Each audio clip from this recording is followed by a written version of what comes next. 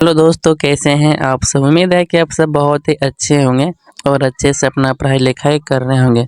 अब तो एग्ज़ाम भी बहुत ही नज़दीक हो गया है, तो आपको अच्छे से पढ़ाई पे ध्यान देना है और जो ऑब्जेक्टिव और सब्जेक्टिव इम्पोर्टेंट है उसको खास करके ध्यान में रखना है। तो उसी को ध्यान में रखते हुए आज हम क्लास 10th का सामाजिक विज्ञान का इतिहास का जो भी इम्पोर्टेंट क्वेश्चन है, जो पूछा गया और जो पूछने की संभावनाएं हैं, उसको हम सेलेक्ट करके इस क्लास में लाए हैं। तो वीडियो में शुरू से लास्ट तक बने रहिएगा और वीडियो आपको कैसा लगा कमेंट में ज़रूर दीजिएगा। तो चलते हैं हम अपने क्वेश्चन की तरफ। तो हमारा फर्स्ट नंबर का क्वेश्चन में बोल रहा है, रक्त एवं लौह नीति का अवलंबन किसने किया था। तो आपको पता होना चाहिए रक्त एवं लौह नीति का अवलंबन किसने किया था। ऑप्शन ए में है मेजनी ने किया था, हिटलर ने किया था, बिस्मार्क ने किया था या विलियम फर्स्ट ने किया था। तो रक्त एवं लौह नीति का अवलंबन किसने किया था, तो बिस्मार्क ने किया था। ऑप्शन नंबर सी आपका राइट हो जाएगा। अब हम चलते हैं अगले क्वेश्चन की तरफ। क्वेश्चन देख सकते हैं यहाँ पे बहुत बार 3 बार पूछा गया। क्वेश्चन इंपॉर्टेंट है, इसको ध्यान में रखिएगा। तो दूसरा क्वेश्चन इस प्रकार है, वियना कांग्रेस कब हुआ था। तो वियना कांग्रेस कब हुआ था आपको याद रखना। ऑप्शन ए में 1815 में हुआ था, 1818 में हुआ था, 1820 में हुआ था या 1848 में हुआ था। तो वियना कांग्रेस 1815 ईस्वी में हुआ था। आपको ध्यान में रखना है, क्वेश्चन इंपॉर्टेंट है, 2020 में पूछा गया है। ठीक है, तो अब हम चलते हैं अगले क्वेश्चन की तरफ।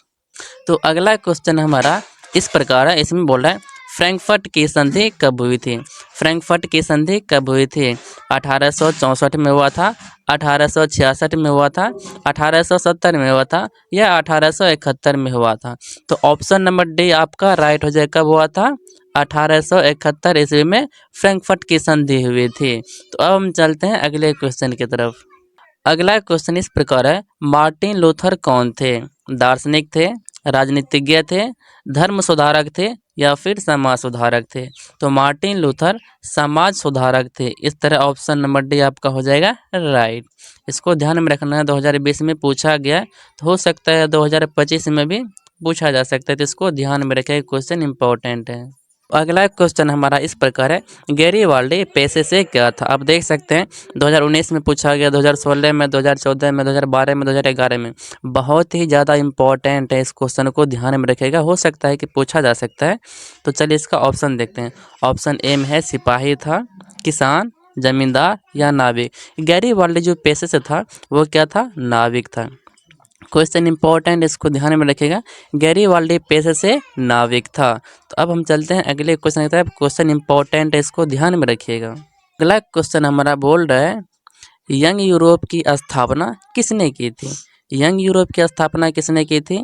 काउंट काबोर ने किया था, मेजनी ने किया था, बिस्मार्क ने किया था या गैरीवाल्डी ने किया था।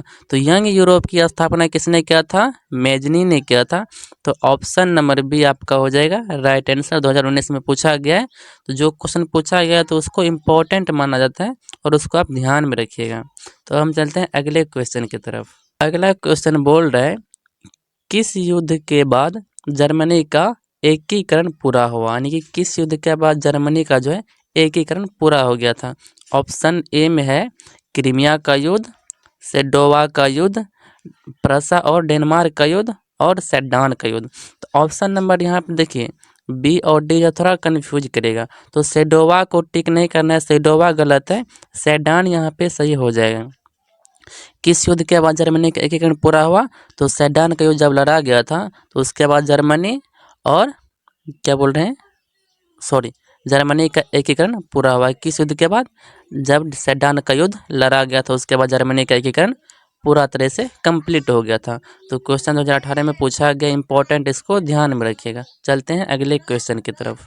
पद पर नियुक्त किया, काउंट काबूर को विक्टर इमैनुअल जो था किस पद पे नियुक्त किया था। सेनापति के पद पे नियुक्त किया या फ्रांस का राजदूत बना दिया या प्रधानमंत्री बनाया या फिर गृह मंत्री बना दिया। तो काउंट काबूर जो है विक्टर इमैनुअल को सीधा प्रधानमंत्री बना दिया था। क्या बना दिया था, प्रधानमंत्री। तो option number C is the right answer.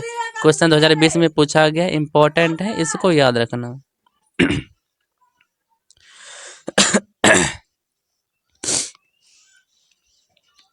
अगला क्वेश्चन में बोल रहा है इटली या इंग्लैंड का। तो यहाँ पे आपका option number B is the right answer. क्या हो जाएगा? तो यूनान हो जाएगा। इसको ध्यान में रखना, क्वेश्चन इंपॉर्टेंट है, 2018 में पूछा गया है। चलते हैं अगले क्वेश्चन की तरफ।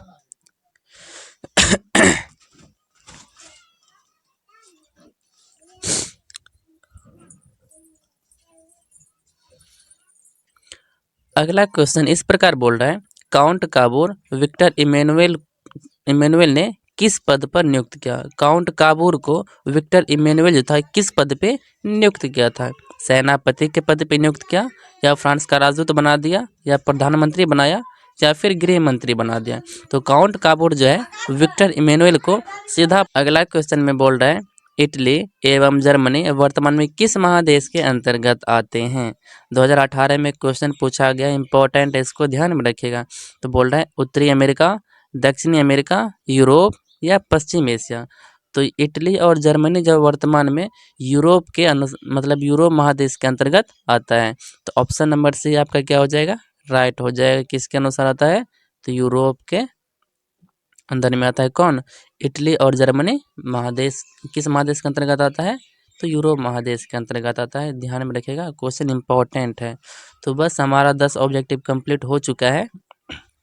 यदि आप चैनल पर नए हैं तो चैनल को सब्सक्राइब कीजिएगा। वीडियो आपको कैसा लगा कमेंट में कीजिएगा, दोस्तों में शेयर भी कीजिएगा, और वीडियो यदि आपको अच्छा लगता है तो एक लाइक कीजिएगा।